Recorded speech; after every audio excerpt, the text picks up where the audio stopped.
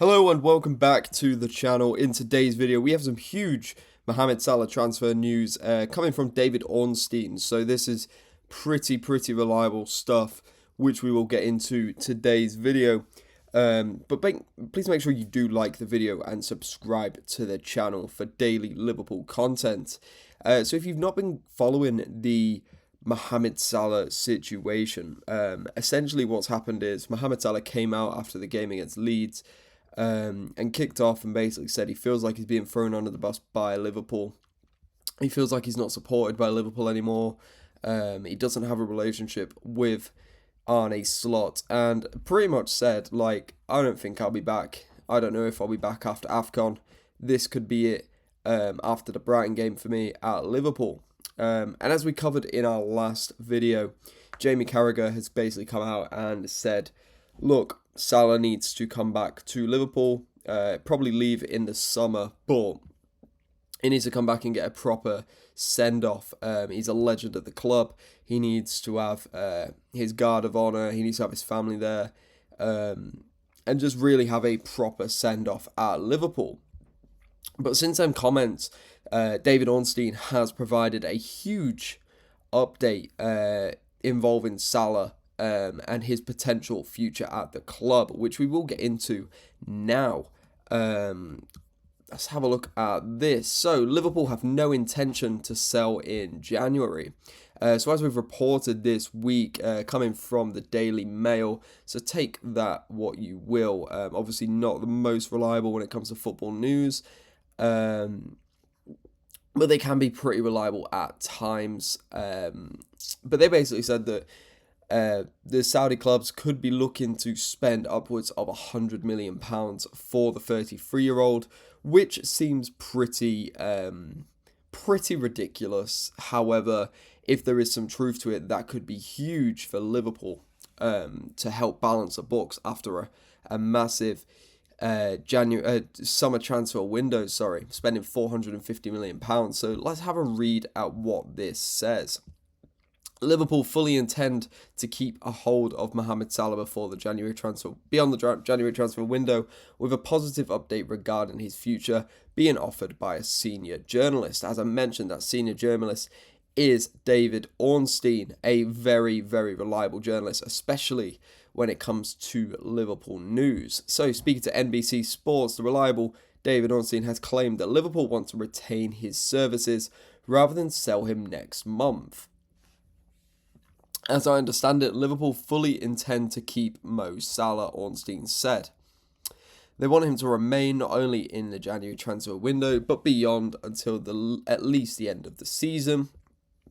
He's under contract up until the end of summer 2027, and Liverpool feel that they showed their intentions very clearly by renewing him at great expense back in May. Obviously, Mo Salah, I believe it's around £400,000 a week. The highest paid player at the club, and things just haven't really gone well for him since signing that deal. He really dropped off on form so far this season. It's been really sad to see. It's like he's lost a yard of pace. It also looks like he maybe has a bit of an attitude problem, and we've seen that with the fallout with Arne Slot, whether it's a complete disagreement with Arne Slot, which is causing him not want to essentially play for Slot, or it could be maybe Slot's called him out for his attitude in the past, and that has caused the fallout. However, we do not know the ins and outs of the situation. We're still waiting for details to come out about that, but with it being a fairly behind closed doors thing that has come out due to Mo Salah, I don't think we're actually going to hear the full story. Ornstein then goes on to say, I think their view would be this has been brought about by Salah and his desire to play guaranteed regular football, and that's not something that any club, certainly not Liverpool, despite the legendary status of Salah, are going to deliver. And it seems to be at the heart of this, at the centre of the discussions, which Arne Slot said began before Leeds.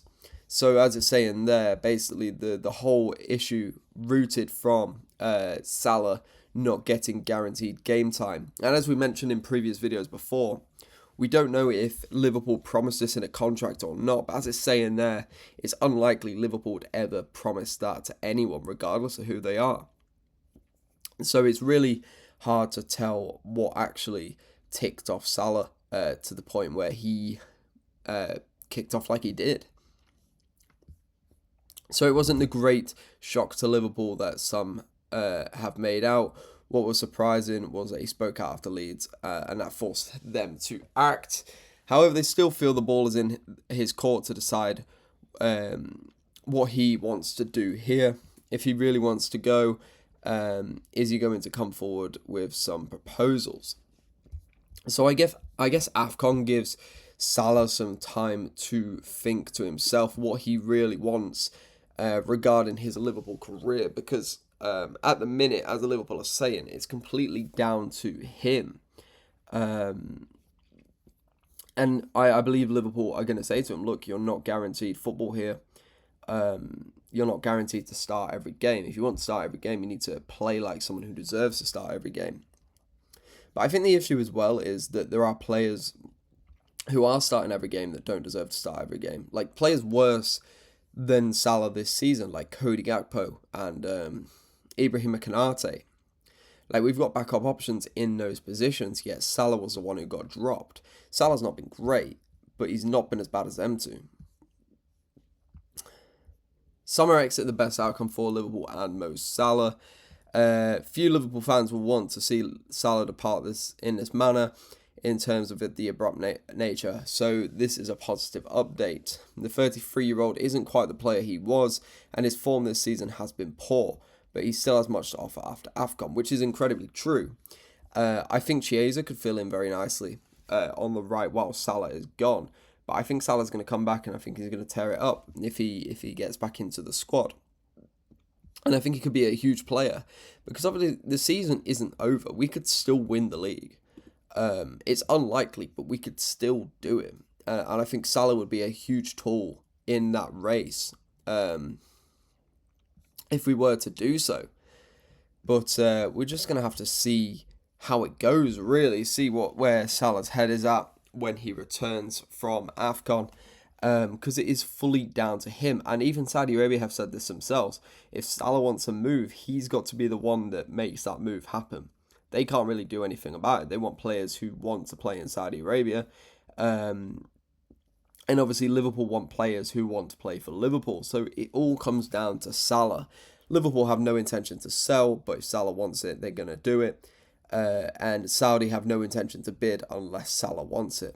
So it's all down to Salah. What do you think he's going to do? Let me know down in the comment section below, and I'll see you in the next video.